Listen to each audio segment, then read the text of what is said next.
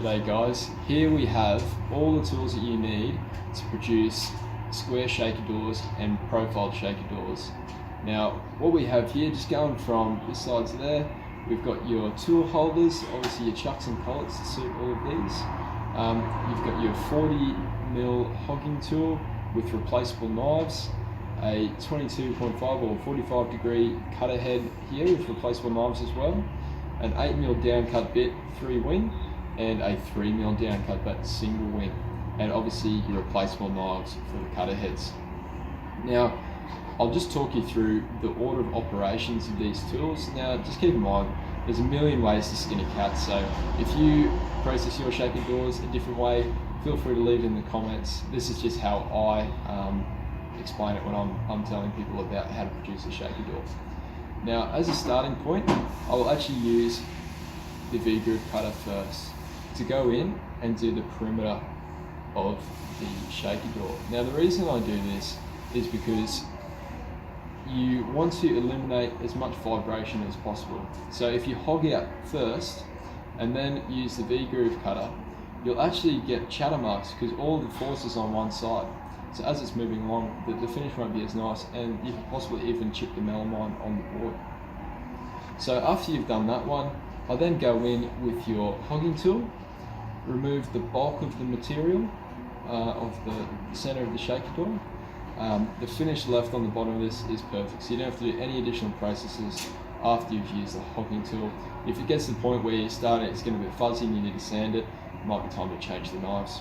Now with changing the knives, you get 2 bites of the cherry on each one, so you actually just loosen off the screws, flip around and put it back in. Now we supply a box of 10 of each knives to suit both the top knives here, the side knives, and obviously the profile knife on your 45 degree cutter head.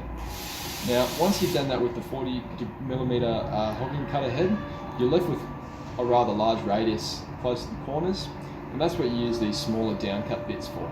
Now they get in there and just bring in the tighter radius. I use an 8 to begin with to remove most of the corner, and then finish off with the 3mm to get in absolutely as close as possible to that corner edge.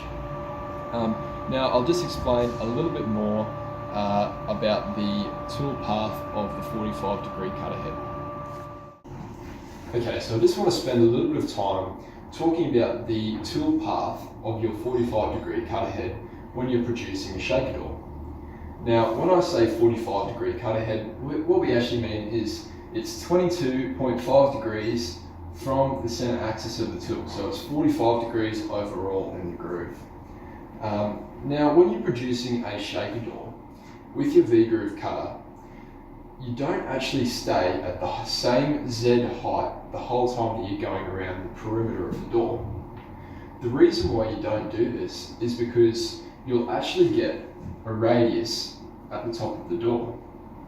As you can see in this diagram, as you come around, you get a perfect corner at the bottom, but you actually leave this radius. That's because it's a cone shape. So as you get up to a 9 degree height, the distance, the radius here, is about 3.73mm.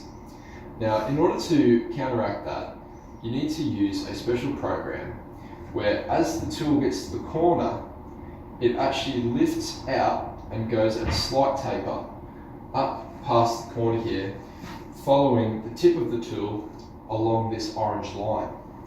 Now that orange line is at an angle of about 34 degrees to the vertical, and that will bring the profile to a perfect corner at both the top and the bottom.